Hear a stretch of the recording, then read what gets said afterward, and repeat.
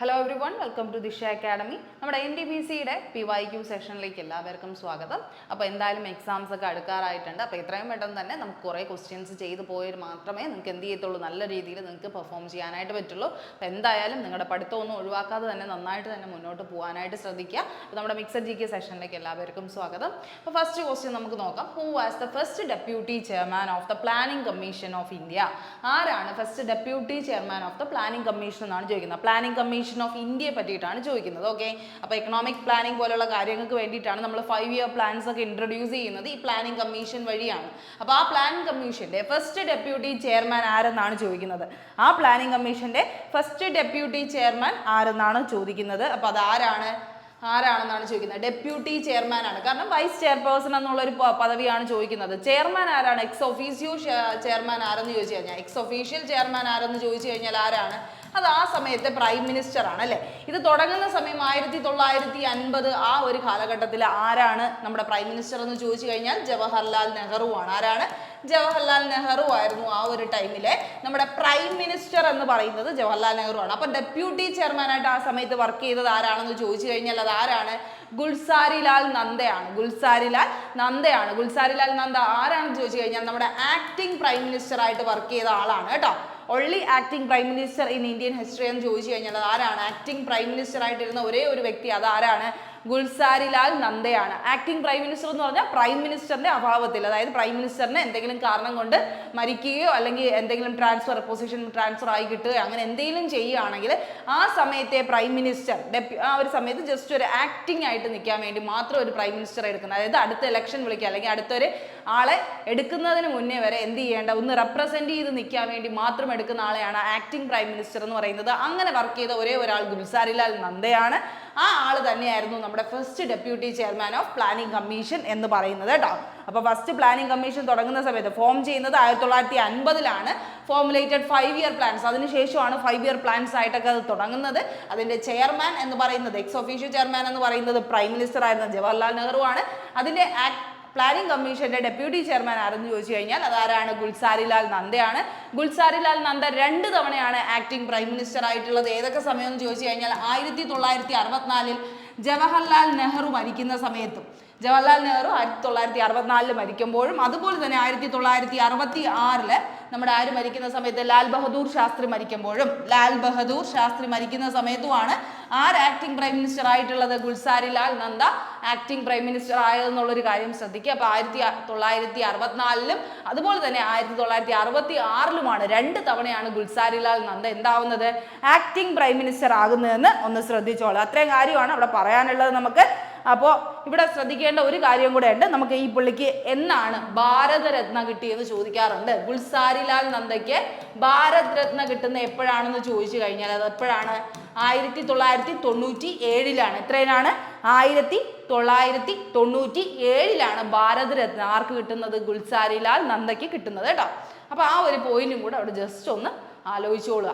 Okay, അപ്പൊ ഗുൽസാരിലാൽ നന്ദ ആകെ ഒരു 13 ദിവസമൊക്കെ ആക്ടിംഗ് പ്രൈം മിനിസ്റ്റർ ആയിട്ട് ഇരുന്നോളൂ കേട്ടോ. ആ ഒരു കാര്യം ശ്രദ്ധിച്ചോണം. അപ്പൊ അത്രയും കാര്യങ്ങളാണ് അവിടെ പറയാനുള്ളത്. ഇനി അടുത്ത്, who was the prime minister of India when rolling plans were introduced in India എന്നുള്ളൊരു കാര്യമാണ് ചോദിക്കുന്നത്. അപ്പൊ റോളിംഗ് പ്ലാൻസ് ഒക്കെ വരുന്ന ഏതിന്റെ ഇടയ്ക്കാണ്? നമ്മുടെ 5 ഇയർ പ്ലാനിന് ഇടയ്ക്കാണ് വരുന്നത് അല്ലേ. അപ്പൊ 5 ഇയർ പ്ലാനിങ് ഒക്കെ സ്റ്റാർട്ട് ചെയ്യുന്നത് ഇവർ കാരണമാണ്, ഈ പറയുന്ന ഒരു കാരണമാണ്. അങ്ങനെയാണെങ്കിൽ പിന്നെ എപ്പോഴാണ് ഈ 5 ഇയർ പ്ലാൻ നിൽക്കുന്നതെന്ന് ചോദിച്ചു കഴിഞ്ഞാൽ 2014 നിന്നിട്ട് ഈ നരേന്ദ്രമോദി സർക്കാർ വരുന്ന സമയത്താണ് അതിന് 2015 ഒരു പേരും കൊടുത്തിറക്കുന്നത് അല്ലേ. എന്താണ്? നീതി ആയോഗ് എന്ന് പറയുന്ന ഒരു പേരോടെ ഇറക്കുന്നത് അതിന് ശേഷമാണ് അല്ലേ. 2015 തൊട്ടാണ് നീതി ആയോഗ്, പ്ലാനിംഗ് കമ്മീഷന്റെ മറ്റൊരു പേരായിട്ട് മാറിയതാണ് NITI Aayog. National institute four transforming India എന്നുള്ളത് അല്ലേ. National institute four transforming India എന്ന് പറയുന്ന നീതി ആയോഗ് എന്ന് പറയുന്ന ഒരു പ്ലാനിലേക്ക് ചേഞ്ച് ചെയ്യുന്ന അപ്പോഴാണ്. ഇങ്ങനെയാണെങ്കിൽ ഒരു കാര്യം കൂടെ ഇവിടെ ശ്രദ്ധിക്കുക. ഇപ്പോഴത്തെ ആരാണ് പ്രൈം മിനിസ്റ്റർ അല്ലെങ്കിൽ ഇതിന്റെ ചെയർമാൻ ആരാണെന്ന് ചോദിച്ചു കഴിഞ്ഞാൽ നമ്മുടെ പ്രൈം മിനിസ്റ്ററായ നരേന്ദ്രമോദി തന്നെയാണ്. അത് കഴിഞ്ഞിട്ട് ചോദിക്കാനുള്ള ഒരു പോയിന്റ് എന്ന് പറയുന്നത് വൈസ് ചെയർപേഴ്സൺ ആരാണെന്നാണ്. ഇപ്പോഴത്തെ ഈ കറണ്ട് 2025 ആരാണ് വൈസ് ചെയർപേഴ്സൺ എന്ന് ചോദിച്ചു കഴിഞ്ഞാൽ അത് ആരാണ്? സുമൻ ബെറി ആണ് കേട്ടോ. ആരാണ്? സുമൻ ബെറി എന്ന് പറയുന്ന ആളാണ് ഇപ്പോഴത്തെ വൈസ് ചെയർപേഴ്സൺ എന്ന് പറയുന്നത്. ഓക്കെ, അത് ആലോചിക്കുക. അതുപോലെ തന്നെ CEO ആരാണ് ഇപ്പോൾ നീതി ആയോഗിന്റെ CEO എന്ന് ചോദിച്ചു കഴിഞ്ഞാൽ അതും അറിഞ്ഞിരിക്കണം. അതാരാണ്? BVR സുബ്രഹ്മണ്യമാണ്. ആരാണ്? BVR സുബ്രഹ്മണ്യം.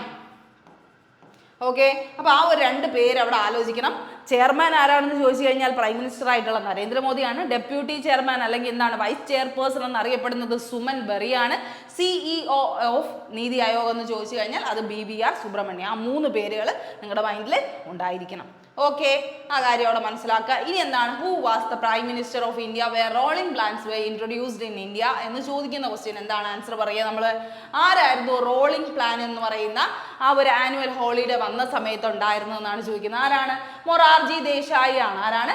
മൊറാർജി ദേശായിയുടെ നമ്മുടെ ജനതാദൾ പാർട്ടി വരുന്ന സമയത്താണ്, ജനതാ പാർട്ടി അല്ലെ, ജനതാ പാർട്ടി വരുന്ന സമയത്താണ് ഈ റോളിംഗ് പ്ലാൻ ഇൻട്രൊഡ്യൂസ് ചെയ്യുന്നത്. നമ്മുടെ ആരാണ്? ഇന്ദിരാഗാന്ധി ഭരിച്ചിട്ട് കുറച്ചൊരു ഗ്യാപ്പ് വരുന്നു അല്ലേ, ഇന്ദിരാഗാന്ധി നമ്മൾ എന്ത് ചെയ്യുന്നതാണ്, അതിൽ നിന്ന് ഇറക്കിയിട്ട് രണ്ടാമത് കയറുന്ന ആളാണ്, ആ സമയത്ത് തന്നെ കയറുന്ന ആളാണ് മൊറാർജി ദേശായി എന്ന് പറയുന്നത് കേട്ടോ. അപ്പോൾ ആ ഒരു പോയിന്റ് അവിടെ ശ്രദ്ധിക്കണം. അതിൻ്റെ ഒപ്പം തന്നെ നിങ്ങൾക്ക് അറിയണം 1951 തൊട്ട് ഈ പറയുന്ന 2014 വരെ ഉണ്ടായിട്ടുള്ള നമ്മുടെ 5 ഇയർ പ്ലാൻസ് എന്തിനെയാണ് ഫോക്കസ് ചെയ്യുന്നതെന്ന് ജസ്റ്റ് ഒന്ന് അറിഞ്ഞിരിക്കണം. 5 ഇയർ പ്ലാൻ ഏറ്റവും ഇമ്പോർട്ടൻ്റ് ആയിട്ടുള്ള ഒരു ടോപ്പിക് തന്നെയാണ്. അപ്പോൾ ഫസ്റ്റ് മോഡലിനെ നിങ്ങൾ എല്ലാവരും കേട്ടിട്ടുണ്ടായിരിക്കും, ഹരോഡ് ഡോമർ മോഡൽ എന്നാണ് പറയുന്നത്. സെക്കൻഡ് പ്ലാൻ 1956-61 സമയത്ത് വരുന്നത് PC മഹാലനോബിസ് പ്ലാൻ ആണ് അല്ലെ, PC മഹാലനോബിസ് പ്ലാൻ ആണ്. തേർഡ് ടൈം വരുമ്പോൾ ഈ സമയത്തൊക്കെയാണ് ആരുണ്ടായിരുന്നത്, നമ്മുടെ ജവഹർലാൽ നെഹ്റു ആയിരുന്നു ആദ്യത്തെ ഒരു ഇത്രയും ടൈമിൽ ഉണ്ടായിരുന്നത്. തേർഡ് പ്ലാൻ എന്താ അറിയപ്പെടുന്നത്?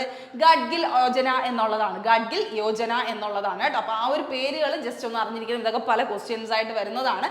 ഫസ്റ്റ് പ്ലാൻ ഹോളിഡേ എപ്പോഴാണ് ഒരു എക്കണോമിക്കൽ ക്രൈസിസ് വന്നിട്ട് നമ്മൾ എന്ത് ചെയ്യുന്നത്, ഈ ഒരു 5 ഇയർ പ്ലാനെ ഇടയ്ക്ക് വെച്ച് നിർത്തുന്നതെന്നാണ് ചോദിക്കുന്നത്. 3 തവണയാണ് നിർത്തിയിട്ടുള്ളത്, 3 തവണ, 1, 2, 3. ആ 3 പ്ലാനിനും വെറൈറ്റി ആയിട്ടുള്ള ഒരു പേരാണ് കൊടുത്തിട്ടുള്ളത്. ഫസ്റ്റ് പ്ലാനെയാണ് നമ്മൾ പ്ലാൻ ഹോളിഡേയ്സ് എന്ന് പറയുന്നത്. പ്ലാൻ ഹോളിഡേ എന്ന് പറയുന്നത് അതിൻ്റെ കാരണം എന്താണ്?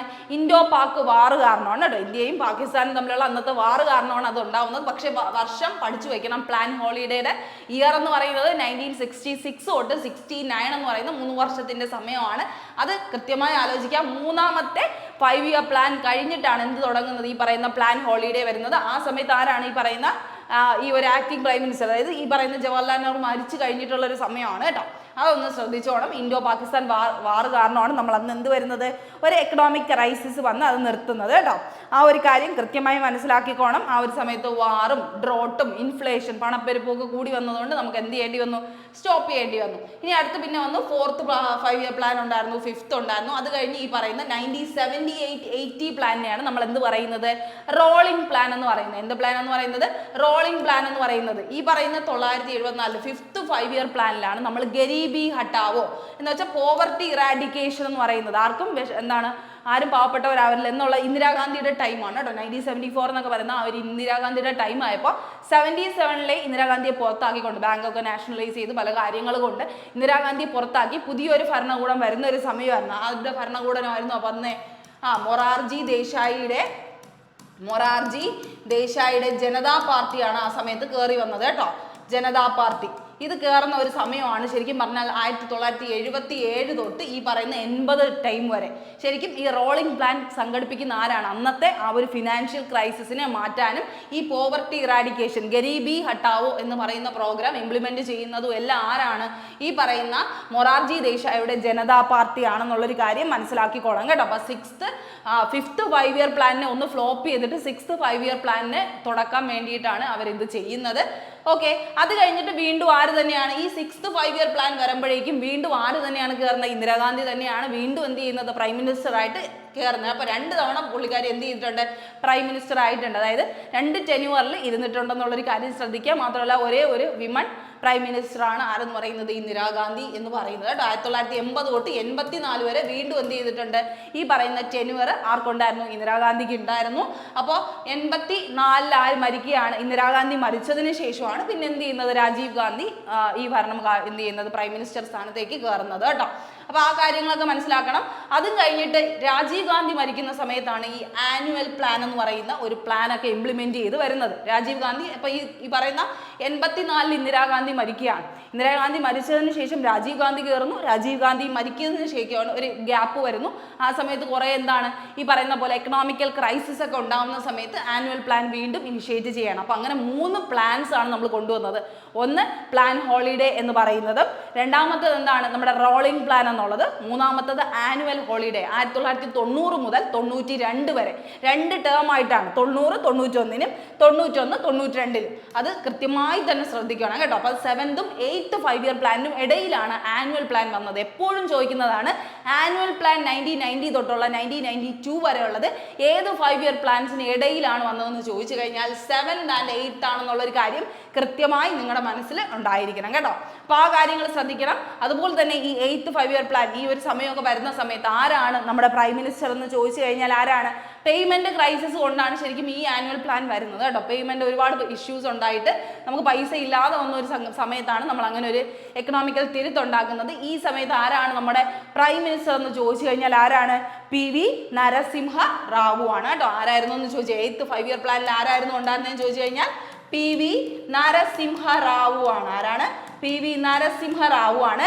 പുള്ളിയുടെ ഫിനാൻസ് സെക്രട്ടറി ആരെന്നും കൂടെ പഠിച്ചു വയ്ക്കണം. ആരാണ്? മൻമോഹൻ സിംഗ് ആണ് കേട്ടോ.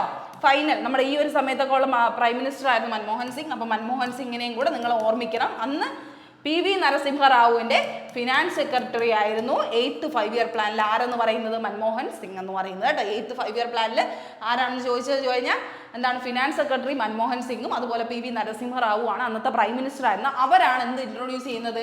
LPG സിസ്റ്റം, LPG റീഫോം എന്ന് പറയുന്ന ഒരു റീഫോർമേഷൻ കൊണ്ടുവരുന്നത്. എന്താണ് LPG റീഫോർമേഷൻ? നമ്മുടെ ലിബറലൈസേഷൻ, പ്രൈവറ്റൈസേഷൻ, ഗ്ലോബലൈസേഷൻ ഈ 3 ടേംസ് ഇൻട്രൊഡ്യൂസ് ചെയ്യുന്ന ആരാണെന്ന് ചോദിച്ചു കഴിഞ്ഞാൽ അത് ആരാണ്? ഈ പറയുന്ന നരസിംഹ റാവുവിൻ്റെയും അതുപോലെ മൻമോഹൻ സിംഗിൻ്റെ ഐഡിയ വെച്ചിട്ടാണ് LPG റീഫോം എന്ന് പറയുന്ന ലിബറലൈസേഷൻ, പ്രൈവറ്റൈസേഷൻ, ഗ്ലോബലൈസേഷൻ കൊണ്ടുവരുന്നത് കേട്ടോ.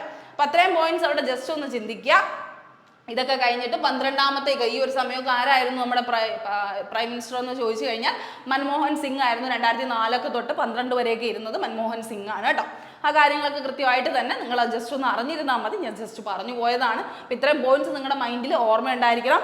12 പ്ലാനിംഗ് കമ്മീഷൻ്റെ കീഴിൽ വരുന്നത്. പിന്നെ തൊട്ട് 2014 ആയപ്പോൾ നമ്മുടെ നരേന്ദ്രമോദി കയറുകയാണ്. അങ്ങനെ 2015 നീതി ആയോഗ് എന്ന് പറഞ്ഞൊരു പ്രോഗ്രാമായിട്ട് അത് എന്ത് ചെയ്യാണ്? മാറി വരികയാണ് ചെയ്യുന്നത്. ഓക്കെ, അത്രയും പോയിന്റ്സ് അവിടെ നിങ്ങൾ ജസ്റ്റ് ഒന്ന് ആലോചിച്ചിരിക്കുക കേട്ടോ. ഓക്കെ ആണോ? അത് കഴിഞ്ഞിട്ട് ഇവിടെ ജസ്റ്റ് ഒന്ന് പറഞ്ഞു പോവേണ്ട ഒരു കാര്യം എന്ന് പറയുന്നത് നമ്മുടെ നാഷണൽ ഡെവലപ്മെന്റ് കൗൺസിൽ എന്ന് പറയുന്ന ഒരു കൗൺസിലുണ്ട്. നാഷണൽ ഡെവലപ്മെന്റ് കൗൺസിൽ NDC എന്ന് പറയുന്ന സാധനം അത് എപ്പോഴാണ് ഇംപ്ലിമെന്റ് ചെയ്തത് അല്ലെങ്കിൽ എസ്റ്റാബ്ലിഷ് ചെയ്തതെന്ന് പലപ്പോഴും ചോദിക്കാറുണ്ട്. 1952. ഓക്കെ, ഇതെന്താണ്?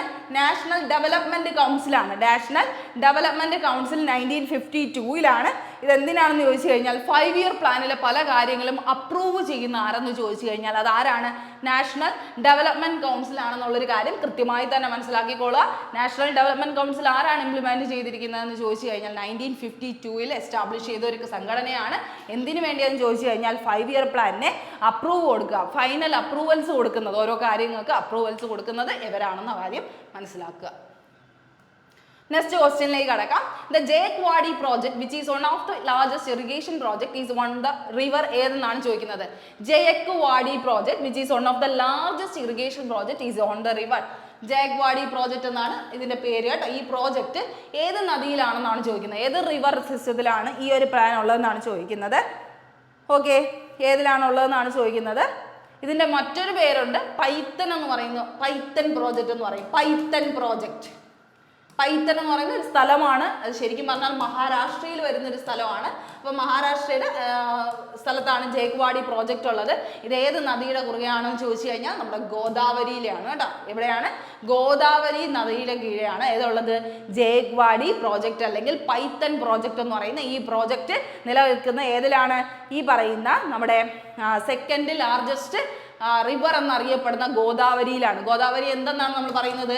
ദക്ഷിണ ഗംഗ എന്നാണ് പറയുന്നത് അല്ലേ? ദക്ഷിണ ഗംഗ എന്നാണ് നമ്മൾ ഗോദാവരി അറിയപ്പെടുന്നത്. അപ്പോൾ ആ ഗോദാവരിയിലാണ്. സെക്കൻഡ് ലാർജസ്റ്റ് റിവർ ആണ്. ഫസ്റ്റ് ലോങ്സ്റ്റ് റിവർ ഏതാണ്? നമ്മുടെ ഏതാണ്? ഗംഗയാണ്. രണ്ടാമത്തത് ആരാണ്? ഗോദാവരിയാണ്. അപ്പോൾ ഗോദാവരിയിലാണ് ജേക്ക് വാഡി പ്രോജക്റ്റ് ഉള്ളത്. ഏത് സ്ഥലത്താണ്? മഹാരാഷ്ട്രയിലാണെന്നുള്ളൊരു കാര്യം കൃത്യമായി തന്നെ ആലോചിക്കുക കേട്ടോ. മഹാരാഷ്ട്രയിലാണ് വരുന്നത്. ഓക്കെ, പെനിൻസുലാർ ഇന്ത്യയിലെ ഏറ്റവും വലിയ റിവർ എന്നറിയപ്പെടുന്നതും ഗോദാവരിയാണ്. പെനിൻസുലാർ ഇന്ത്യയിൽ കേട്ടോ. ഓക്കെ, ഇനി അടുത്ത് അങ്ങനെയാണെങ്കിൽ ഈ പറയുന്ന നർമ്മദ, കൃഷ്ണ, സത്ലജിലൊക്കെ ഉള്ള ഏതെങ്കിലും ഇറിഗേഷൻ ഹൈഡ്രോ ഇലക്ട്രിക് പ്രോജക്റ്റുകൾ ഉണ്ടോ എന്ന് ചോദിക്കാറുണ്ട്. നർമ്മദ എന്ന് പറയുന്നത് മധ്യപ്രദേശ്, ഗുജറാത്ത് ആ ഭാഗങ്ങളിലൂടെ ഒഴുകുന്ന നദിയാണ്. അപ്പൊ നർമ്മദയുടെ പുറത്ത്, നർമ്മദ എന്ന് പറയുന്നത് വെസ്റ്റ് ഫ്ലോയിങ് റിവർ ആണ്, അതും ആലോചിക്കണം. അപ്പൊ ആ നർമ്മദ എന്ന് പറയുന്നത് ഏത് ഡാമാണ് നർമ്മദയിലുള്ളതെന്നുള്ളൊരു കാര്യം ശ്രദ്ധിക്കുക. നർമ്മദയിലുള്ളത് ഏത് ഡാമാണെന്നുള്ളൊരു കാര്യം കൂടെ നിങ്ങൾ ജസ്റ്റ് ഒന്ന് അറിഞ്ഞിരിക്കുക. നർമ്മദ, ഓക്കെ, നർമ്മദ മധ്യപ്രദേശിലൂടെയൊക്കെ കടന്നു പോകുന്നതാണ്. നർമ്മദയിലാണ് സർദാർ സരോവർ ഡാം ഉള്ളത്. ഏതാണ്? Sardar Sarovar dam. Okay, Sardar Sarovar dam ഉള്ളത് ഏത് നദിയുടെ കുറുകെയാണെന്ന് ചോദിച്ചു കഴിഞ്ഞാൽ നർമ്മദയിലാണ്. ഓക്കെ, നർമ്മദയിലാണ് സർദാർ സരോവർ ഡാം ഉള്ളതെന്ന് ശ്രദ്ധിക്കുക. അതിൻ്റെ ഒപ്പം തന്നെ നമ്മുടെ ഇന്ദിരാഗാന്ധി ഡാമും ഏതിലാണെന്ന് ചോദിച്ചു കഴിഞ്ഞാൽ അതും നർമ്മദയിലാണ് കേട്ടോ. അപ്പൊ ആ രണ്ട് പേരും ആലോചിക്കുക. ഇന്ദിരാഗാന്ധി ഡാമും സർദാർ സരോവർ ഡാമും നർമ്മദയിലാണ്. ഇന്ദിരാഗാന്ധി ഡാം എവിടെ തന്നെയാണ്? മധ്യപ്രദേശിൽ തന്നെയാണ്, നർമ്മദ റിവറിന്റെ കുറുകെയാണ്. അതേസമയം ഈ പറയുന്ന സർദാർ സരോവർ ഡാം എവിടെയാണ്? ഗുജറാത്തിലാണ് കേട്ടോ, ഗുജറാത്തിലാണ്. ഗുജറാത്തിൽ നർമ്മദയുടെ കുറുകെയാണ് ഏതുള്ളത്? ഏത് പറയുന്ന സർദാർ സരോവർ ഡാം ഉള്ളത് കേട്ടോ. സർദാർ സരോവർ ഡാം, ഇന്ദിരാഗാന്ധി ഡാമും നർമ്മദയിലാണ്. കൃഷ്ണ റിവറിലുള്ള ഡാം ഏതാണ്? കൃഷ്ണ റിവറിലുള്ള ഡാം കൃഷ്ണയിലുള്ളതാണ് നാഗാർജുന സാഗർ ഡാം. ഏതാണ്? നാഗാർജുന സാഗർ ഡാം. നാഗം അല്ലെ, നാഗാർജുനയും അർജുനനും കൃഷ്ണനും ഒന്ന് ആലോചിക്കുക. കൃഷ്ണ റിവറിലാണ് നാഗാർജുന സാഗർ ഡാം ഉള്ളത്. ഓക്കെ, അതെവിടെയാണ്? തെലങ്കാന, ആന്ധ്രാപ്രദേശിലാണ് ഈ കൃഷ്ണ റിവർ ഒഴുകുന്നത്. അതുകൊണ്ട് തന്നെ നാഗാർജുന സാഗർ ഡാം വരുന്നത് ഈ തെലങ്കാന, ആന്ധ്രാപ്രദേശിന്റെ ഇടയിലൊക്കെ ആയിട്ടാണ്. ഓക്കെ, സത്ലജ് എന്ന് പറയുന്ന റിവർ ഒഴുകുന്നത് നമ്മുടെ ഇൻഡസ് റിവറിന്റെ ട്രിബ്യൂട്ടറീസ് ആണ്. ഈ സത്ലജ് ഒഴുകുന്ന ഈ പറയുന്ന ഡാം ഏതാണ്? ശരിക്കും പറഞ്ഞാൽ ബക്ര നങ്കലാണ് കേട്ടോ. ബക്ര നങ്കൽ ഡാം ആണ്. ഓക്കെ, ബക്ര നങ്കൽ ഡാം ആണ് ലാർജസ്റ്റ് കോൺക്രീറ്റ് ഡാം എന്നാണ് അറിയപ്പെടുന്ന ബക്ര നങ്കൽ. അത് ഏത് നദിയുടെ കുറുകെയാണെന്ന് ചോദിച്ചു കഴിഞ്ഞാൽ സത്ലജിന്റെ ആണ് കേട്ടോ. സത്ലജ് ഹിമാചൽ പ്രദേശ് ആ ഒരു ഭാഗത്തായിട്ടാണ് വരുന്നത്, സത്ലജിന്റെ ഈ ഒരു ഡാം വരുന്നത്. ഓക്കെ, അപ്പൊ സത്ലജിന്റെ കുറുകെയുള്ള ഡാം ഏതാണ്? ബക്ര നങ്കൽ ഡാം ആണ്. ബക്ര നങ്കൽ ഡാം ആണെന്നുള്ള ഒരു കാര്യം മനസ്സിൽ ഓർക്കുക. ഓക്കെ, ഈ പറയുന്ന ജയക്വാഡി പ്രോജക്റ്റ് അല്ലെങ്കിൽ പൈത്തൺ പ്രോജക്റ്റ് ആരുടെ ഹെൽപ്പോടെയാണ് നടന്നതെന്ന് ചോദിക്കുക. എങ്ങനെയാണ് അത് ബിൽഡ് ചെയ്ത് വന്നതെന്ന് ചോദിച്ചു കഴിഞ്ഞാൽ ആരുടെ ഹെൽപ്പ് എന്ന് ചോദിച്ചു കഴിഞ്ഞാൽ ജപ്പാനാണ് കേട്ടോ. ജപ്പാന്റെ ഹെൽപ്പോടെ നമ്മൾ ചെയ്യുന്ന ഒരു ഹൈഡ്രോ ഇലക്ട്രിക് പ്രോജക്റ്റ് ആണ് ജയക്വാഡി പ്രോജക്റ്റ് അല്ലെങ്കിൽ പൈത്തൺ പ്രോജക്റ്റ് എന്ന് പറയുന്നത്. അത് നിങ്ങളുടെ മൈൻഡിൽ ഉണ്ടായിരിക്കണം. ജപ്പാനാണ് സഹായിച്ചത് കേട്ടോ. ജയക്ക് ജപ്പാനാണെന്നുള്ളൊരു ചിന്ത ജസ്റ്റ് ഒന്ന് തോട്ട് പ്രോസസ്സിൽ ഉണ്ടായിരുന്നാൽ മതി. ഇനി അടുത്ത്, which is the oldest dam in India? ഏതാണ് ഏറ്റവും ഓൾഡസ്റ്റ് ആയിട്ടുള്ള ഡാം എന്നാണ് ചോദിക്കുന്നത്. ഇന്ത്യയുടെ തന്നെ ഏറ്റവും ഓൾഡസ്റ്റ് ഡാം ആണ് ഏതെന്ന് പറയുന്നത് ഗ്രാൻഡ് അനിക്കട്ട് അല്ലെങ്കിൽ കല്ലനൈ ഡാം എന്ന് പറയുന്ന ഗ്രാൻഡ് അനിക്കട്ട് ഡാം ആണ് ഏറ്റവും ഓൾഡസ്റ്റ് ഡാം എന്നറിയപ്പെടുന്നത് കേട്ടോ. അപ്പൊ ഏറ്റവും ഓൾഡസ്റ്റ് ഡാം എന്ന് പറയുന്നത് കല്ലനൈ ഡാം ആണ്. കല്ലനൈ ഡാം എവിടെയാണ് വരുന്നത്? നമ്മുടെ എവിടെയാണ്? തമിഴ്നാട്ടിലാണ് കേട്ടോ. തമിഴ്നാട്ടിലാണ്. കരികാല ചോളന്റെ ഒക്കെ സമയത്താണ് ഇത് ഉണ്ടാക്കുന്നത് കേട്ടോ. കരികാല ചോളയുടെ ഡൈനാസ്റ്റിയുടെ സമയം, ചോള ഡൈനാസ്റ്റിയുടെ കീഴിലാണ് ഈ ഗ്രാൻഡ് അനിക്കട്ട് ഡാം ഒക്കെ ഉണ്ടാക്കുന്നത്. അത് ഓൾഡസ്റ്റ് ഡാമാണ്, ഏറ്റവും 6th സെഞ്ചുറിയിലൊക്കെ ഉണ്ടാക്കുന്ന ഡാമാണ് കേട്ടോ. അതൊന്ന് ശ്രദ്ധിക്കുക. ഇനി അടുത്ത് ഈ ഡാം പറയുമ്പോൾ നമ്മൾ ഏറ്റവും കൂടുതൽ പഠിക്കേണ്ടത് ടോളസ്റ്റ് ഡാം ഏതെന്നാണ്. ടോളസ്റ്റ് ഡാം ഏതാണ്? ടോളസ്റ്റ് ഡാം നമ്മുടെ തെഹരിയാണ് അല്ലെ. തെഹരി എവിടെയാണ്? ഉത്തരാഖണ്ഡിലാണ് തെഹരി ഡാം വരുന്നത്. ടോളസ്റ്റ് ടി തന്നെയാണ്, തെഹരിയാണ്, ഉത്തരാഖണ്ഡിലാണ് വരുന്നത്. ഏത് നദിയുടെ കുറുകെയാണെന്ന് ചോദിച്ചു കഴിഞ്ഞാൽ ഏതിൻ്റെയാണ്? ഭഗീരഥി റിവർ ആണ്. ഏതിൻ്റെയാണ്? ഭഗീരഥി റിവർ ആണ്. ഭഗീരഥി. ഓക്കെ, ഭഗീരഥി റിവറിന്റെ കീഴെയാണ് ഏത് വരുന്നത്? നമ്മുടെ ടോളസ്റ്റ് ഡാമായ തെഹരി ഡാം വരുന്നത് കേട്ടോ. ടോളസ്റ്റ് ഡാം തെഹരി ഡാം വരുന്നത് ഭഗീരഥി റിവർ ആണ്, ഉത്തരാഖണ്ഡിലാണെന്നുള്ളൊരു കാര്യം മനസ്സിലാക്കിക്കൊള്ളാം. ഓക്കെ, ഇനി അടുത്ത ലാർജസ്റ്റ് കോൺക്രീറ്റ് ഡാം നമ്മൾ നേരത്തെയും പറഞ്ഞു ഏതാണ്? ബക്ര നങ്കലാണ്. ലാർജസ്റ്റ് കോൺക്രീറ്റ് ഡാം ആയിട്ട് അറിയപ്പെടുന്നത് ബക്ര നങ്കലാണ്. ഏത് നദിയാണ്? സത്ലജ് ആണ്. എവിടെയാണ്? ഹിമാചൽ പ്രദേശിലാണ്. ഓക്കെ, ആ കാര്യം അറിയാമെന്ന് വിശ്വസിക്കുന്നു. ഓക്കെ, അത്ര കാര്യമാണ് നമുക്ക് അവിടെ പറയാനായിട്ട് ഉള്ളത് കേട്ടോ. ഇനി അടുത്ത്, which is the India's longest river that does not flow in to the sea? സീയിൽ ഫ്ലോ ചെയ്തെത്താത്ത ഇന്ത്യയുടെ ഏറ്റവും വലിയ ലോങ്സ്റ്റ് റിവർ ഏതെന്നാണ് ചോദിക്കുന്നത്. ഫസ്റ്റ് ലോങ്സ്റ്റ് ഏതെന്ന് നമ്മൾ പറഞ്ഞു? ഗംഗയാണെന്ന് പറഞ്ഞു. അത് എവിടെ ചെന്ന് അവസാനിക്കാറുണ്ട്? സീയിൽ അവസാനിക്കാറുണ്ട് അല്ലേ. ഗംഗ ചെന്ന് എത്തുന്നത് എവിടെയാണ്? Bay of ബംഗാളിലാണ്. ഓക്കെ, അപ്പോൾ അങ്ങനത്തെ എല്ലാ റിവേഴ്സും എന്ത് ചെയ്യുന്നുണ്ട്, ഫ്ലോ ചെയ്ത് സിയിൽ എത്താറുണ്ട്. ഇതിലുള്ളതിൽ ഏതിലാണ് സിയിൽ എത്താത്തതെന്ന് ചോദിച്ചു കഴിഞ്ഞാൽ ഏതാണ്? കാവേരിയും ബേ ഓഫ് ബംഗാളിൽ എത്താറുണ്ട്, ഗംഗ ബേ ഓഫ് ബംഗാളിൽ എത്താറുണ്ട്. താപ്തി എവിടത്തെയാണ്? വെസ്റ്റ് ഫ്ലോയിങ് ആണ് അല്ലേ, വെസ്റ്റ് ഫ്ലോയിങ് ആണ് താപ്തിയും നർമ്മദയും. അതുകൊണ്ട് എവിടെ പോകും? ഈ പറയുന്ന അറേബ്യൻ സീയിലാണ് വന്നെത്തുന്നത്. പക്ഷെ യമുന എവിടെയാണ് എത്തുന്നത് അറിയാവോ? യമുന എവിടെ എത്തുന്നുണ്ടോന്ന് അറിയാമോ? ഇല്ല. കാരണം എന്താണ്? യമുന ഈ പറയുന്ന ഗംഗയുടെ ഒരു ട്രിബ്യൂട്ടറി ആണ്. ഗംഗയുടെ ട്രിബ്യൂട്ടറി ആണെങ്കിലും ഇന്ത്യയുടെ തന്നെ ഒരു ലോങ്സ്റ്റ് റിവർ എന്ന് തന്നെയാണ് ആരറിയപ്പെടുന്നത്? ഈ പറയുന്ന യമുനയെ അറിയപ്പെടുന്നത്. പക്ഷെ ഈ യമുന ആരുമായിട്ട് മെർജ് ചെയ്യുന്നുണ്ട്? ഈ പറയുന്ന ഗംഗയുമായിട്ട് മെർജ് ചെയ്യുന്നുണ്ട് അല്ലെ. മെർജ് ചെയ്തിട്ടാണ് ഇവിടെ വെച്ചിട്ട് നമ്മുടെ പ്രയാഗരാജ് അല്ലെ, ത്രിവേണി സംഗമം എന്നൊക്കെ പറഞ്ഞ് കേട്ടിട്ടുണ്ടായിരിക്കും. ഗംഗ, യമുന, സരസ്വതിയാണ് ത്രിവേണി സംഗമത്തിലുള്ളത്. അപ്പോൾ ആ ഒരു സംഗമം കഴിഞ്ഞതിന് ശേഷം എന്ത് ചെയ്യുകയാണ്? ആ ഒരു കോൺഫ്ലുവൻസ് കഴിഞ്ഞതിന് ശേഷം ഉത്തരാഖണ്ഡിലൂടെ അത് പോവുകയാണ് ചെയ്യുന്നത് അല്ലെ. ഉത്തരാഖണ്ഡിൽ ആ പ്രയാഗ്രാജിൽ വെച്ചിട്ടൊക്കെ, ഉത്തരാഖണ്ഡിൽ പ്രയാഗ്രാജ് അല്ലെ, പ്രയാഗ്രാജ് ഉത്തർപ്രദേശിലൊക്കെ വെച്ച് മീറ്റ് ചെയ്തിട്ടാണ്, അലഹബാദ് യു പി പ്രയാഗ്രാജിലൊക്കെ വെച്ചിട്ട് മീറ്റ് ചെയ്തിട്ടാണ് പിന്നെ എന്ത് ചെയ്യുന്നത്? അത് ഗംഗയായിട്ട് തന്നെയാണ് ഒഴുകി പോകുന്നത് കേട്ടോ. അപ്പോൾ ആ ഒരു പോയിന്റ് അവിടെ ശ്രദ്ധിക്കണം. അപ്പോൾ യമുനയാണ് സീയിലോട്ട് ഡയറക്ട്ലി ഫ്ലോ ചെയ്യാത്തത്. അത് പിന്നെ എന്തായി മാറുന്നുണ്ട്? യമുനോത്രി ഗ്ലേസിയറിൽ നിന്നാണ് ഉത്ഭവിക്കുന്നത്. ആ ഉത്ഭവിച്ചതിന് ശേഷം നേരെ വന്ന് ഗംഗയുമായിട്ട് മെർജ് ചെയ്യുകയാണ്. ഓക്കെ, ആ മെർജിങ് കഴിഞ്ഞതിന് ശേഷം അത് ഗംഗയായിട്ടാണ് ഒഴുകുന്നത്. ഓക്കെ, ആ പോയിന്റ് അവിടെ ശ്രദ്ധിക്കുക. അപ്പോൾ യമുനയാണ് ഇന്ത്യയുടെ ലോങ്സ്റ്റ് റിവർ, പക്ഷെ എന്ത് ചെയ്യുന്നില്ല? സീയിലോട്ട് ഫ്ലോ ചെയ്യുന്നില്ല. ഇത് പറയുമ്പോൾ ഗംഗയുടെ ലെങ്ത് എത്രയാണെന്ന് അറിയണം. 25 ആണ് ഗംഗയുടെ മീറ്റർ അല്ലേ. എത്ര മീറ്റർ ആണ് ഗംഗ? ലോങ്സ്റ്റ് റിവർ എന്നാണ് ഗംഗ അറിയപ്പെടുന്നത്. 25 ആണ് ഗംഗയുടെ ആ ഒരു ലെങ്ത് എന്ന് പറയുന്നത് കേട്ടോ. ലെങ്ത് എന്ന് പറയുന്നത് 25 ആണ്. സെക്കൻഡ് ലോങ്സ്റ്റ് ഏതാണ്? ഗോദാവരിയാണ്. സെക്കൻഡ് ലോങ്സ്റ്റ് ഗോദാവരിയാണ്. 1465 മീറ്റർ ആണ് അത് എന്ത് ചെയ്യുന്നത്? ഒഴുകുന്നത് അല്ലെ. 65 കിലോമീറ്റർ ആണ് അല്ലെ. കിലോമീറ്റർ ആണ് ഒഴുകുന്നത്. കിലോമീറ്റർ ആണ് കേട്ടോ. കിലോമീറ്റർ 1465 കിലോമീറ്റർ ആയിട്ടാണ് ഒഴുകുന്നത്. ഓക്കെ, അതും ആലോചിക്കുക. അത് കഴിഞ്ഞ് കൃഷ്ണ, അങ്ങനെ കുറേ റിവേഴ്സ് വരുന്നുണ്ട്. പിന്നെ ഈ പറയുന്ന യമുനയുടേത് വരുന്നത് 1376 കിലോമീറ്റർ ആയിട്ടാണ്. 1376 കിലോമീറ്റർ ആണ് ഏത് വരുന്നത്? യമുന റിവർ വരുന്നത് കേട്ടോ. യമുന റിവർ വരുന്നത്. ഓക്കെ, 1400 ആണ് കൃഷ്ണ റിവർ. ഓക്കെ, കൃഷ്ണയൊക്കെ 1400 എത്തുന്നുണ്ട്. ഓക്കെ, അതൊക്കെ കഴിഞ്ഞിട്ടാണ് വരുന്നത്. പക്ഷേ ഇന്ത്യയുടെ longest river that not flow in to the sea, സീയിലോട്ട് ഫ്ലോ ചെയ്യാത്തതിൽ ലോങ്സ്റ്റ് ഏത് തന്നെയാണ്? യമുന തന്നെയാണ് കേട്ടോ. യമുനോത്രി ഗ്ലേസിയറിൽ നിന്നാണ് ഉത്ഭവിക്കുന്നത്. 73rd Amendment Act of the Indian Constitution enables the state with a population of less than 20 lakhs to have a minimum structure in the local governance of the state. എത്ര minimum structure ഉണ്ടാവണം എന്നുള്ളൊരു കാര്യമാണ്. Dash minimum structure in the local governance. നമ്മുടെ 73ാമത്തെ അമെൻമെന്റ് അനുസരിച്ചിട്ട് state വിത്ത് population less than 20 lakhs. നമ്മൾ എപ്പോഴും ശ്രദ്ധിക്കുക, 73ാമത്തെ അമെൻമെന്റിൽ നമുക്ക് എന്ത് ആഡപ്പ് ചെയ്തതെന്നുള്ളൊരു കാര്യം അല്ലേ. ടയർ സിസ്റ്റമാണ് ആഡ് ചെയ്യുന്നത്. ലോക്കൽ സെൽഫ് ഗവേണൻസിന് വേണ്ടിയിട്ടുള്ള ടയർ സിസ്റ്റമാണ് ആഡ് ചെയ്തത്. അതിലെന്തു ആഡ് ചെയ്തു? 2 ടയർ സിസ്റ്റവും ആഡ് ചെയ്തു. അതുപോലെ തന്നെ 3 ടയർ സിസ്റ്റവും നമ്മൾ ആഡ് ചെയ്തിട്ടുണ്ടായിരുന്നു അല്ലേ. 2 ടയറും ഉണ്ടായിരുന്നു, 3 ടയറും ഉണ്ടായിരുന്നു. എങ്ങനെയാണ്?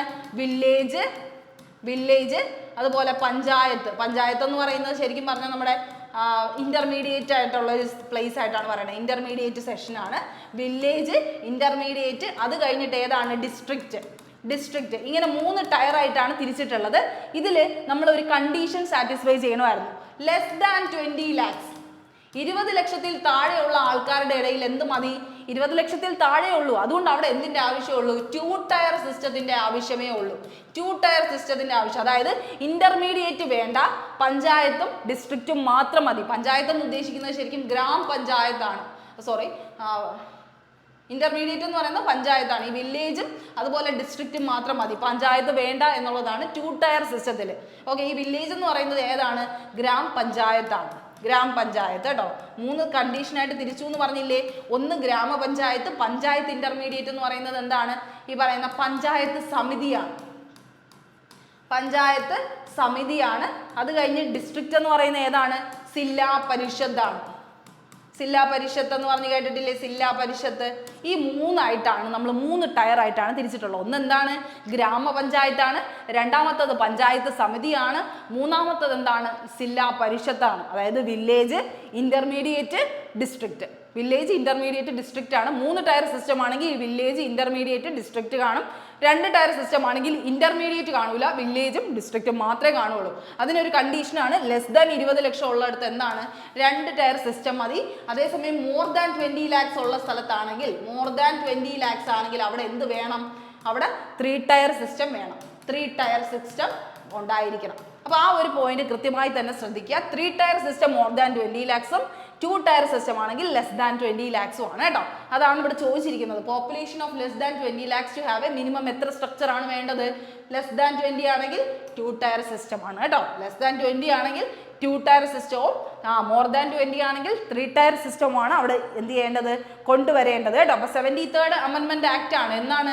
1992 കൊണ്ടുവന്നിട്ടുള്ളത് അല്ലേ? 1992 കൊണ്ടുവന്നത്. ലോക്കൽ സെൽഫ് ഗവേണൻസ് അല്ലെങ്കിൽ പഞ്ചായത്തി രാജ് ആക്ട് എന്നാണ് 73rd അമെൻമെന്റിനെ പറയുന്നത് അല്ലേ? പഞ്ചായത്തി രാജ് ആക്ട്, പഞ്ചായത്തി രാജ് എന്നാണ് പറയുന്നത്. അത് കൊണ്ടുവന്നതാണ് ഈ ഒരു സമയത്ത്. ലോക്കൽ സെൽഫ് ഗവേണൻസ് കൊണ്ടുവരുന്നത് 73rd അമെൻമെന്റ് ആക്ട് വഴിയാണ്. അതിന് വേണ്ടിയിട്ടാണ് അത് കൊണ്ടുവന്നിട്ടുള്ളത് കേട്ടോ. അപ്പോൾ ആ ഒരു കാര്യം അവിടെ ആലോചിക്കുക. ലോക്കൽ സെൽഫ് ഗവേണൻസിനെ സ്ട്രെങ്തൻ ചെയ്യാനും പഞ്ചായത്ത് രാജ് ഇൻസ്റ്റിറ്റ്യൂഷൻസ് കൊണ്ടുവരുന്നതും അതുപോലെ തന്നെ ഈ വില്ലേജും മുനിസിപ്പാലിറ്റി തുടങ്ങിയ കുറേ കാര്യങ്ങളൊക്കെ ഇതിലൊക്കെ എന്ത് ചെയ്യുന്നുണ്ട്? പറഞ്ഞ് പോകുന്നുണ്ട് കേട്ടോ. അപ്പോൾ അതൊന്ന് ശ്രദ്ധിക്കുക.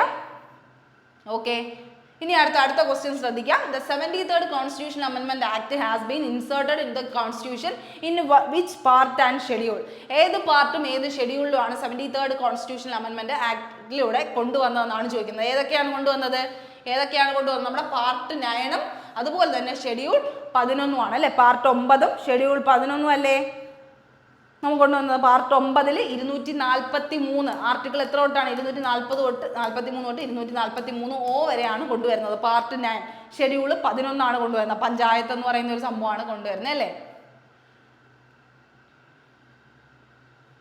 ഓക്കെ, ആ ഒരു കാര്യം അവിടെ ആലോചിക്കുക. ഇത് കഴിഞ്ഞിട്ടുള്ള 74th അമെൻമെന്റ് ആക്ടിലാണ് നമ്മുടെ മുനിസിപ്പാലിറ്റി ഒക്കെ വരുന്നത്. ഇതിലെന്താണ്? പഞ്ചായത്താണ് കൊണ്ടുവരുന്നത്. 243 തൊട്ട് 243 വരെയാണ് കൊണ്ടുവരുന്നത്. പാർട്ട് 9 ഷെഡ്യൂൾ 11 ആണ് ഇതിലൂടെ എന്ത് ചെയ്തത്?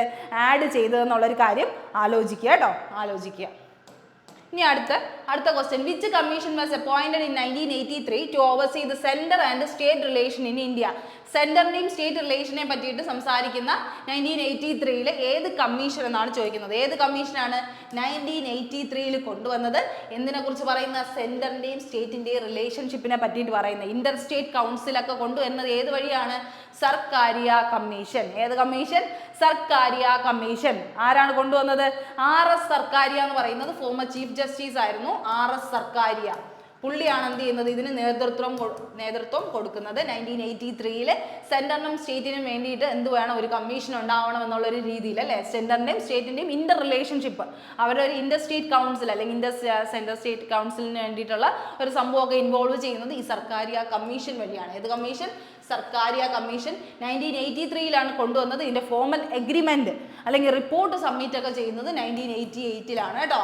1988 റിപ്പോർട്ട് സബ്മിറ്റ് ചെയ്യുന്നത്. ഇതിന്റെ ഫസ്റ്റ് റിപ്പോർട്ടൊക്കെ സബ്മിറ്റ് ചെയ്യുന്നത്.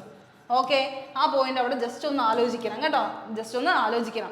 എന്താണ് സെൻട്രൽ ആൻഡ് സ്റ്റേറ്റ് റിലേഷൻഷിപ്പ് എന്ന് പറയുന്നത്? ഒരു ഫെഡറലിസ്റ്റ് സിസ്റ്റം അല്ലേ? സെൻട്രലിൽ ഒരു പ്രത്യേക റൂൾസ്, സ്റ്റേറ്റിന് ഒരു റൂൾസ് എന്നൊക്കെ ഉള്ള രീതിയിൽ ഒത്തുചേർന്ന് പോകാനുള്ള പ്രത്യേകമായിട്ടുള്ള ഗവേണിംഗ് ബോഡീസിന് വേണ്ടിയിട്ടാണ് അത് ചെയ്യുന്നത്. അപ്പോൾ according to the Sarkaria commission India's federal structure should be എങ്ങനെയാണെന്നാണ് ചോദിക്കുന്നത്. ഫെഡറൽ സ്ട്രക്ചർ എന്നാണ്, ഫെഡറലിസം എന്നാണ് നമ്മൾ സെൻറ്ററിൻ്റെയും സ്റ്റേറ്റിൻ്റെ ആ ഒരു കറക്റ്റ് ഉള്ള ഒരു റൂളിങ്ങിനെ പറയുന്നത് അല്ലേ? ഫെഡറലിസ്റ്റ് ആയിട്ടാണ് നമ്മൾ വർക്ക് ചെയ്യേണ്ടതെന്ന് പറയുന്നുണ്ട്. ഇപ്പോൾ Sarkaria commission India's federal structure should be എങ്ങനെയെന്നായിരിക്കണം പറയുന്നത്? Strengthened through cooperative federalism. എങ്ങനെയായിരിക്കണം സ്ട്രെങ്തൻ ചെയ്യേണ്ടത്? ഒരു കോപ്പറേറ്റീവ് ഫെഡറലിസം. ഇന്റർ സ്റ്റേറ്റ്, അതായത് സ്റ്റേറ്റിനും സെന്ററിനും തമ്മിൽ ഒരു കണക്ഷൻ ഉണ്ടായിരിക്കണം എപ്പോഴും എന്നുള്ള രീതിയിൽ ആ ഒരു സ്ട്രെങ്തനിങ് പവർ ബേസ്ഡ് ആണ്. ആ ഒരു കോപ്പറേറ്റീവ് ഫെഡറലിസം ആണ് നമ്മൾ അവിടെ എന്ത് ചെയ്യേണ്ടത്? കൊണ്ടുപോവേണ്ടത് എന്നുള്ളൊരു കാര്യമാണ് സർക്കാരിയ കമ്മീഷൻ വഴി നമ്മൾ എന്ത് ചെയ്യുന്നത്? ഇൻവോൾവ് ചെയ്ത് കൊണ്ടുവന്നത്. ഇതിലാണ് ഗവർണറിന്റെ പ്രസിഡൻസ് റൂൾ എന്നൊക്കെ പറഞ്ഞിട്ടുള്ള കുറേ കാര്യങ്ങളൊക്കെ ഇംപ്ലിമെന്റ് ചെയ്തിട്ടുള്ളത്. അപ്പോൾ എന്തായാലും ഈ ഒരു എന്താണ് 1983 സർക്കാരിയ കമ്മീഷൻ എന്തിനെ കുറിച്ചാണ് സംസാരിക്കുന്നതെന്ന് ചോദിച്ചു കഴിഞ്ഞാൽ സെന്റർ ആൻഡ് സ്റ്റേറ്റിന്റെ കണക്ഷൻ, സെന്റർ ആൻഡ് സ്റ്റേറ്റിന്റെ കോപ്പറേഷൻ എന്നുള്ളൊരു കാര്യം മനസ്സിൽ ഓർമ്മ വേണം. ഇനി അടുത്ത which date is celebrated as national voters day in India? National voters day ആയിട്ട് സെലിബ്രേറ്റ് ചെയ്യുന്നത് എന്നതാണ് ചോദിക്കുന്നത്. National voters day. അപ്പോൾ ആലോചിക്കുക, ജനുവരിയിലാണ് ഏത് വരുന്നത് അല്ലേ? ജനുവരിയുടെ ഓപ്ഷൻസ് ആണ് കിടക്കുന്നത്. അപ്പോൾ ജനുവരിയിലെ ഇമ്പോർട്ടൻറ്റ് ഡേയ്സ് പഠിക്കേണ്ടത് നിങ്ങളുടെ അത്യാവശ്യമാണ്. അത് പഠിക്കണം. ജനുവരി നമുക്ക് എല്ലാവർക്കും ഓർമ്മയിരിക്കുന്ന ദിവസം ഏതാണ്? ജനുവരി 26 എന്തെന്ന് പറയുന്നത്? റിപ്പബ്ലിക് ഡേ എന്ന് പറയുന്നത് അല്ലേ? നമ്മുടെ റിപ്പബ്ലിക് ഡേ എന്ന് പറയുന്നത് ഏതാണ്? ഈ പറയുന്ന ജനുവരി 26 ആണ്. ജനുവരി 26 എന്ന് പറയുന്നത് റിപ്പബ്ലിക് ഡേ ആണ്. അപ്പോൾ ആലോചിക്കുക, ജനുവരി 25 ആണ് എന്തെന്ന് പറയുന്നത്? വോട്ടേഴ്സ് ഡേ എന്ന് പറയുന്നത്. ഓക്കെ, അപ്പോൾ ആലോചിക്കുക, വോട്ടേഴ്സ് ഡേ എന്നാണ് 25-നാണ്. ജനുവരി 25-ന് വോട്ടേഴ്സ് ഡേ ആണെന്ന കാര്യം ആലോചിക്കണം. ഇതിൻ്റെ ഒപ്പം തന്നെ ജനുവരിയിലെ ഏറ്റവും ഇമ്പോർട്ടൻ്റ് ആയിട്ടുള്ള കുറച്ച് ദിവസമെങ്കിലും നിങ്ങളുടെ ഓർമ്മയിൽ ഉണ്ടായിരിക്കണം. അപ്പോൾ ജനുവരി 4 എന്ന് പറയുന്നത് എന്താണ്? ജനുവരി 4 എന്ന് പറയുന്നത് ബ്രെയിലി ഡേ ആണ്. ലൂയിസ് ബ്രെയിലി എന്നൊക്കെ പറയുന്ന ആളറിയാലോ. ബ്രെയിലി സ്ക്രിപ്റ്റ് ഒക്കെ കണ്ടുപിടിച്ച ആളുടെ ബർത്ത്ഡേ തന്നെയാണ് നമ്മൾ ജനുവരി 4-നെ ബ്രെയിലി ഡേ ആയിട്ട് ആഘോഷിക്കുന്നത്. അത് കഴിഞ്ഞുണ്ട് ജനുവരി 9. ജനുവരി 9 എന്താണ് പ്രത്യേകത എന്ന് ചോദിച്ചു കഴിഞ്ഞാൽ നമ്മുടെ പ്രവാസി ഭാരതീയ ദിവസമാണ്. പ്രവാസി ഭാരതീയ ദിവസ് എന്നാണ് പറയുന്നത്. പ്രവാസി ഭാരതീയ ദിവസ്. കാരണം എന്താണ്? ഈ ഒരു സമയത്താണ് സൗത്ത് ആഫ്രിക്കയിൽ നിന്ന് ലോ പഠനമൊക്കെ കഴിഞ്ഞ ആര് വരുന്നത്?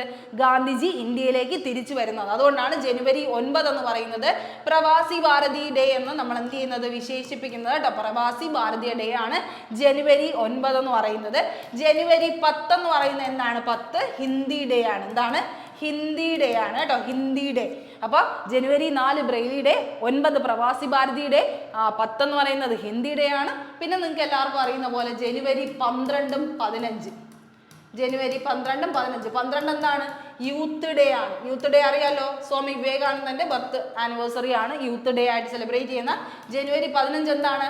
ആർമി ഡേ ആണ് കേട്ടോ. Army day. കരിയപ്പ എന്ന് പറയുന്ന ഫസ്റ്റ് ആർമി ചീഫ് ഇത് ഏറ്റെടുക്കുന്ന ദിവസമാണ്. ആദ്യത്തെ ചീഫ് ആവുന്ന ദിവസമാണ് ജനുവരി 15. അതുകൊണ്ടാണ് ആർമി ഡേ പുള്ളിയുടെ എന്ത് ചെയ്യുന്നത്? ആ ഒരു രീതിയിൽ സ്മരിക്കാൻ വേണ്ടിയിട്ടാണ് ജനുവരി 15 ആർമി ഡേ ആയിട്ട് നമ്മൾ സെലിബ്രേറ്റ് ചെയ്യുന്നത് കേട്ടോ. ജനുവരി 15 എന്താണ്? Army day. 12 യൂത്ത് ഡേ ആണ്. ഇതിൻ്റെ ഒപ്പം ജനുവരി 23 ആലോചിക്കണം, 24 ആലോചിക്കണം. 23 എന്തോ ആണ്? 23 every year Parakram Diwas is celebrated on the birth anniversary of which Indian nationalist? Parakram Diwas. Parakram Diwas ആരുടെ ബർത്ത് ആനിവേഴ്സറി ആണ്? നേതാജി സുഭാഷ് ചന്ദ്രബോസിന്റെ ബർത്ത്ഡേ ആണ് പരാക്രം ദിവസ്. ആ ദിവസമാണ് ജനുവരി 23 എന്ന് പറയുന്നത്. ജനുവരി 23 എന്ന് പറയുന്നത് എന്താണ്? നമ്മുടെ നേതാജി സുഭാഷ് ചന്ദ്രബോസിന്റെ പരാക്രം ദിവസ് ആയിട്ടാണ് നമ്മൾ സെലിബ്രേറ്റ് ചെയ്യുന്നത് കേട്ടോ. അപ്പൊ ജനുവരി 24 എന്താണെന്ന് ചോദിക്കും. നാഷണൽ ചൈൽഡ് ഡേ ആണ് കേട്ടോ. National child day. ഓക്കെ, അതും കൂടെ ജസ്റ്റ് ഒന്ന് ആലോചിക്കണം. National child day. Girl child day. ഏത് ചൈൽഡ് എന്ന് ചോദിച്ചു കഴിഞ്ഞാൽ ഗേൾ ചൈൽഡ് ആണ്. Girl child day. ഓക്കെ, അപ്പം ജനുവരി 23 നമ്മുടെ പരാക്രം ദിവസം. 24 എന്താണ്? പരാക്രമം ആരടുത്താണ്? ജനുവരി 24 നമ്മുടെ കുഞ്ഞുങ്ങളുടെ അടുത്താണ് അല്ലേ? പെൺകുട്ടികളുടെ അടുത്താണ്. നാഷണൽ ഗേൾ ചൈൽഡ് ഡേ ആണ് ജനുവരി 24 എന്ന് പറയുന്നത് കേട്ടോ. ജനുവരി 24 എന്ന് പറയുന്നത് ആ പോയിന്റ് അവിടെ ജസ്റ്റ് ഒന്ന് എന്ത് ചെയ്യുക? മനസ്സിലാക്കിക്കോളൂ കേട്ടോ. മനസ്സിലാക്കി. അപ്പോൾ ഇത്രയല്ലേ നമ്മൾ പറഞ്ഞു. Every year Parakram Diwas is celebrated on the birth anniversary of ആരാണ്? നേതാജി സുഭാഷ് ചന്ദ്രബോസ് ആണ് കേട്ടോ. നേതാജി സുഭാഷ് ചന്ദ്രബോസ് ആണ്. അപ്പോൾ ഇത്രയും ക്വസ്റ്റ്യൻസ് ആണ് നമ്മളൊന്ന് ഡിസ്കസ് ചെയ്യാനായിട്ട് ഉദ്ദേശിക്കുന്നത്. അപ്പോൾ NTPCയുടെ PYQ സെഷൻസ് ആണ്. ഇതുപോലത്തെ ഒരുപാട് ക്വസ്റ്റ്യൻസ് നമുക്ക് ഡിസ്കസ് ചെയ്യാനുണ്ട്. അപ്പോൾ എന്തായാലും ക്ലാസ്സസ് ഒക്കെ കൃത്യമായിട്ട് കണ്ട് നന്നായിട്ട് PYQ സെക്ഷൻസ് ഒക്കെ മനസ്സിലാക്കി ഓപ്ഷൻസ് വെച്ച് തന്നെ പഠിച്ച് പോകാനായിട്ട് ശ്രമിക്കുക. കണക്ട് ചെയ്ത് പഠിക്കുക. അപ്പോൾ എല്ലാവർക്കും നല്ലൊരു ദിവസം ആശംസിക്കുന്നു. Thank you.